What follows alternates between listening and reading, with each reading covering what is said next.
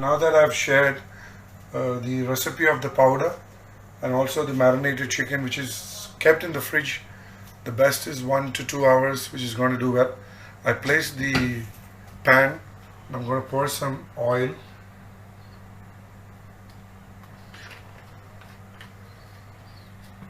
In the meanwhile,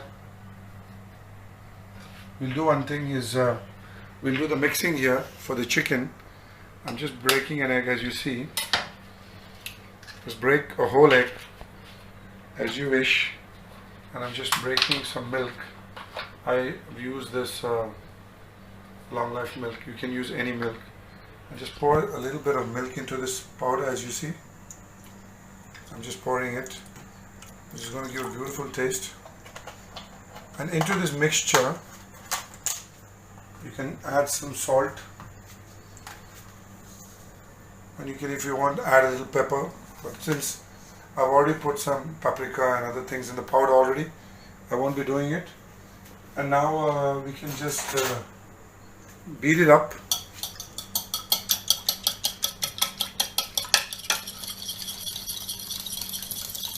As you see, I'm just beating up.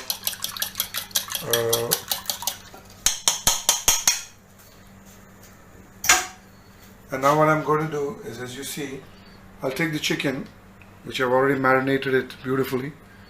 It's well done. And you first place it into this. You see, you just coat one coating. As you can see, it's done well.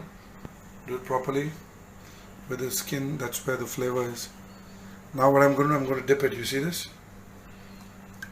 And that same dip. Again, you go back to the same process. You see that?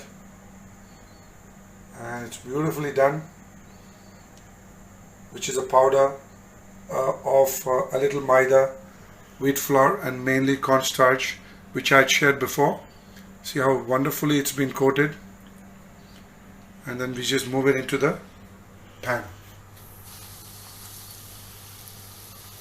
The same way, I'll just show you again another one. Just put it into the powder, one mix.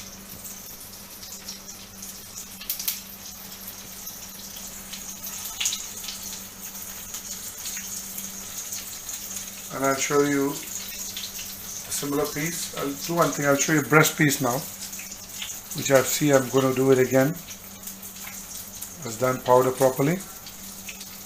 You do it one, just spin it again with that egg full with the milk and the beautiful coating.